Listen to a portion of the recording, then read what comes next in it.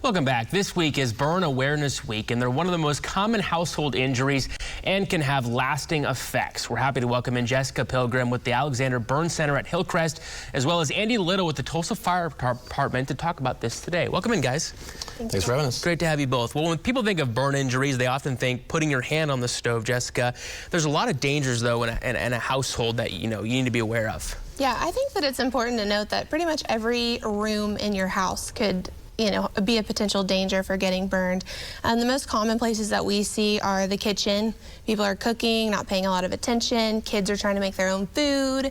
The bathroom, kids trying to make their own water or their own bath water, but even people just not paying attention to how hot their hot water heater is and coming in with scald burns and things of that nature. When it comes to the kitchen, that's probably the most common spot for burns. What are some advice for people?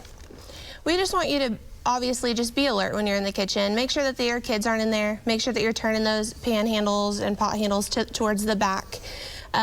Just making sure you're not reaching over the flame, wearing more tight fit clothing, and then supervising your kids whenever they're making those microwavable things. Just because it's convenient doesn't mean that it's safe. When you're faced with a situation where it's maybe a grease burn, or you put your hand on the stove or the oven, what do you do in that situation? So what we want you to initially do is we want you to remove the source.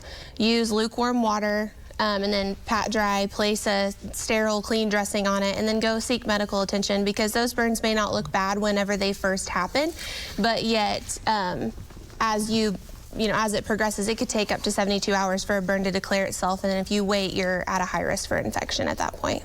Andy, you guys get called out when there's a house fire, but you're also involved in helping educate the public on preventing these situations. You have fireplaces to be aware of, electrical cords, carbon monoxide detectors. What do you guys do, and what do you guys encourage the public to do? Well, there are so many areas, like Jessica said, that can be a danger to your family, and this week is an important opportunity for us because burns are one of the leading household injuries. And these burns are largely preventable with small safety changes in your home. We see a lot of fires from space heaters. People fall asleep and leave them turned on. Candles people leave burning, or even people smoking in bed and they fall asleep. So it's just important that people know that burns can be very serious, and they need to take that time to do a safety check through their house, talk with their children about safety, and of course, make sure they have a working smoke alarm and a fire extinguisher on hand in their home. You get a cut and you put a Band-Aid on it, it's gone in a couple days, but burn injuries can last a long time and maybe be permanent.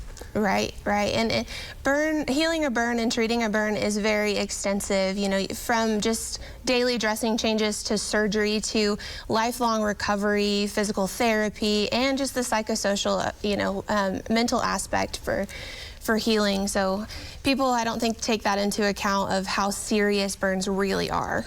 At what point when you burn your hand, do you need to come get medical help? I would say if it's blistered, you need to go get it looked at, because you don't really know what that wound bed looks like, and we need to take a look at it and make sure that we've got you on the right regimen to prevent surgery or infection. Andy, Jessica, thank you guys so much for being here. We appreciate it. Important topic.